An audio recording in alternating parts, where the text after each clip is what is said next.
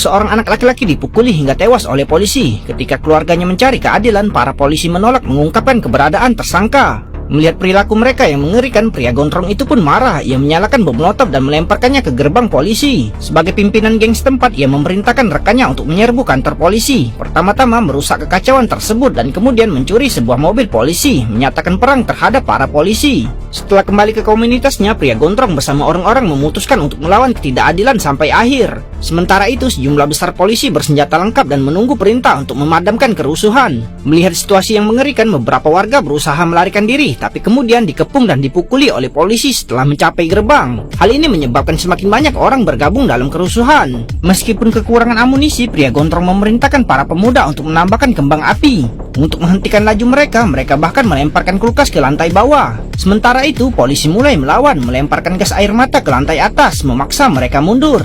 Namun selama kerusuhan, sebuah media tiba-tiba mengeluarkan pernyataan yang menyatakan bahwa anak laki-laki itu tidak dipukuli sampai mati, melainkan memiliki kondisi jantung bawaan. Kebohongan ini semakin membuat pria gondrong marah. Ia memimpin anak buahnya ke bawah. Setelah mendengar polisi memasuki permukiman, ia segera memimpin mereka untuk membalaskan dendam. Meskipun polisi diperlengkapi dengan baik dan memiliki semprotan merica, orang-orang lebih banyak jumlahnya dan mereka dengan cepat dipukul mundur. Akhirnya pimpinan polisi kehilangan kesabaran dan memerintahkan anak buahnya untuk menyerang, menuntut agar para pemberontak ditangkap. Meskipun para pendemo memiliki kembang api, polisi yang diperlengkapi dengan tameng dengan cepat memaksa pendemo mundur.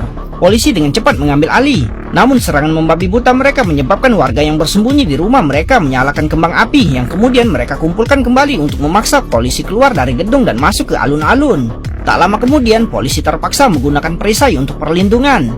Tapi pria gondrong menyalakan bom molotov menghancurkan formasi polisi yang kokoh. Para polisi melarikan diri dengan panik dan pria gondrong menyandra seorang polisi yang menyamar. Mereka terus mengancam untuk mengungkapkan pembunuhnya. Pada titik ini, seorang petugas militer menghampiri pria gondrong dan ternyata petugas itu adalah kakaknya pria gondrong dengan mengatakan bahwa jika kerusuhan tidak berakhir, militer akan menjadi target berikutnya. Namun pria gondrong menolak untuk mempercayai polisi dan tetap bertekad untuk melawan.